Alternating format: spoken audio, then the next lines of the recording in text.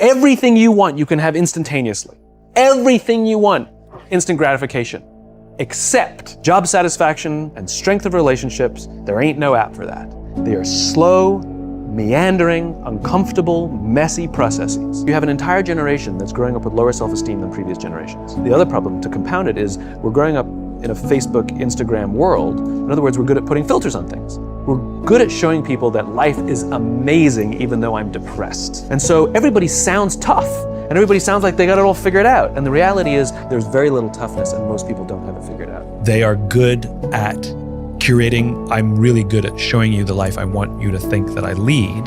And so they're really good at presenting a confidence that they don't have. They sound like they have all the answers when they don't. There is good evidence that this young generation seems less capable to deal with stress than previous generations. That is true. Like Maslow's hierarchy of needs. Maslow made a huge mistake in that hierarchy. His baseline, or basic need, is food and shelter. I've never heard of anyone dying by suicide because they were hungry. I've heard of people dying by suicide because they were lonely. So you have an entire generation growing up with lower self-esteem than previous generations, through no fault of their own. They were dealt a bad hand. Now let's add in technology. And you have an entire generation that has access to an addictive, numbing chemical called dopamine through social media and cell phones as they're going through the high stress of adolescence. Why is this important? Almost every alcoholic discovered alcohol when they were teenagers.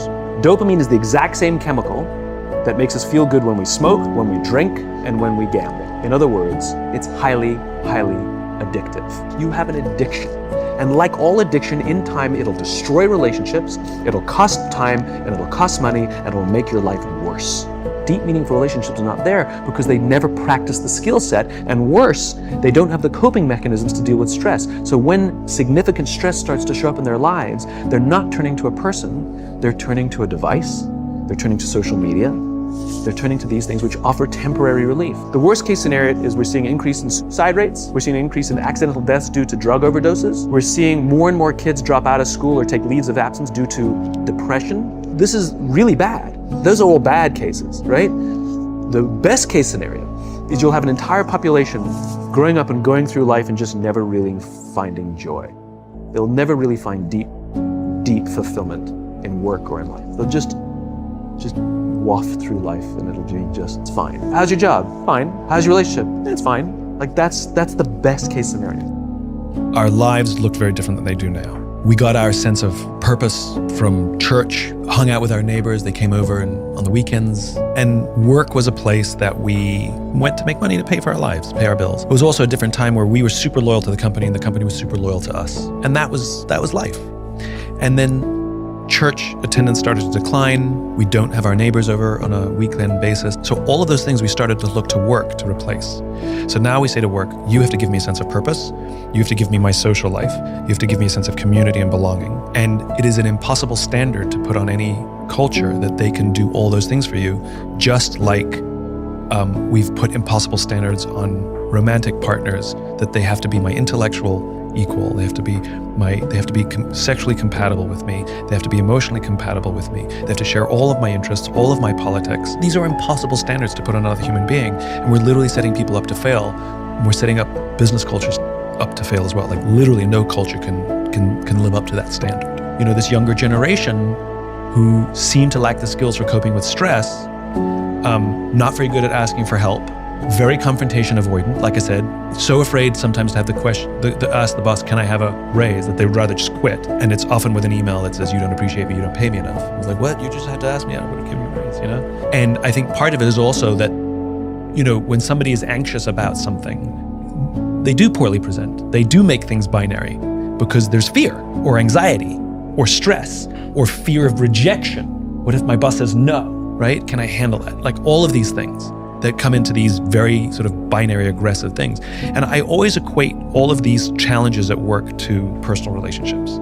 Like you can't go to the person you love in your relationship and say, I demand this.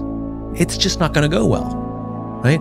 But you present a situation, you say, I want us to move through this, and how do we work through this together? And I think that's how these difficult work conversations need to happen. A work relationship is a relationship like any other relationship. And so you flash forward to adulthood, and men who learn that skill of taking a risk, facing rejection, being rejected, and then trying again, makes them resilient entrepreneurs. assuming traditional roles are played, a woman who hasn't learned the skill of risk rejection is more afraid of the risk as an adult. We could argue that with online dating, swiping left and right, that everybody's losing the skill. That nobody has to take a risk because you just swipe right. You don't know that they swiped left on you. They think maybe they just didn't see you. So you only get we connected, but nobody ever gets rejected. So are we building, that goes back to the original conversation of a young generation that's less capable of dealing with stress than older generations. Like there are fewer opportunities to risk, reject, have to try again. Everything you want, you can have instantaneously.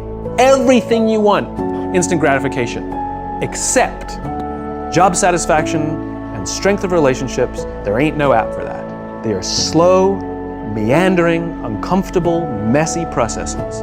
And so I keep meeting these wonderful, fantastic, idealistic, hardworking, smart kids. They've just graduated school. They're in their entry-level job. And I sit down with them and I go, how's it going? They go, I think I'm gonna quit. I'm like, why?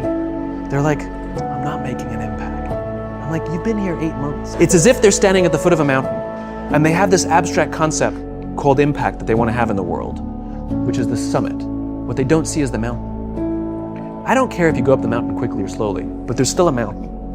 And so what this young generation needs to learn is patience.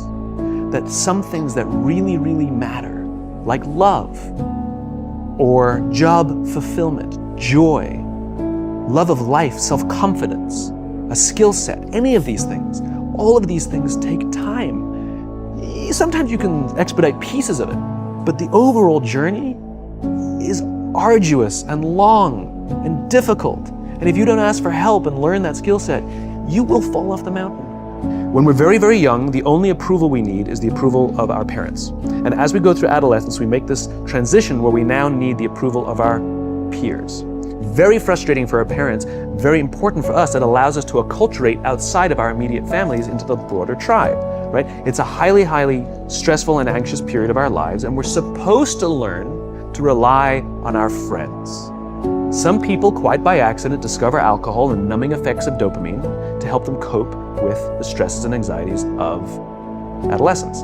Unfortunately, that becomes hardwired in their brains, and for the rest of their lives, when they suffer significant stress, they will not turn to a person, they will turn to the bottle. Social stress, financial stress, career stress, that's pretty much the primary reasons why an alcoholic drinks, right? What's happening is because we're allowing unfettered access to these dopamine-producing devices and media, basically it's becoming hardwired, and what we're seeing is as they grow older, too many kids don't know how to form deep, meaningful relationships. Their words, not mine. They will admit that many of their friendships are superficial. They will admit that their friends, that they don't count on their friends, they don't rely on their friends, they have fun with their friends, but they also know that their friends will cancel on them, that something better comes along.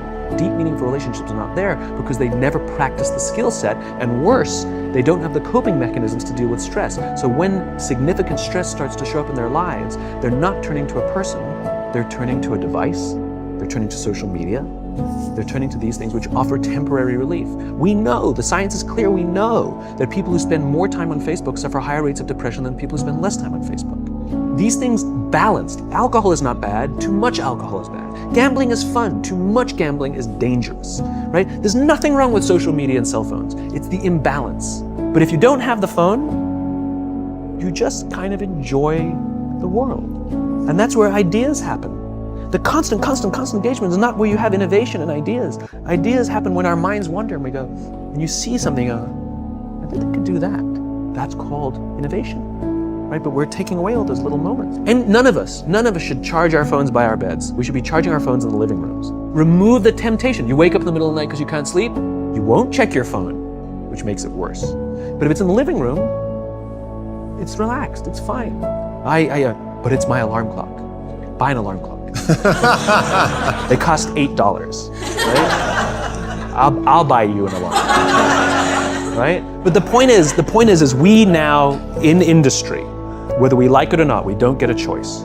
We now have a responsibility to make up the shortfall and to help this amazing, idealistic, fantastic generation build their confidence, learn patience, learn the social skills, find a better balance between life and technology, because quite frankly, it's the right thing to do.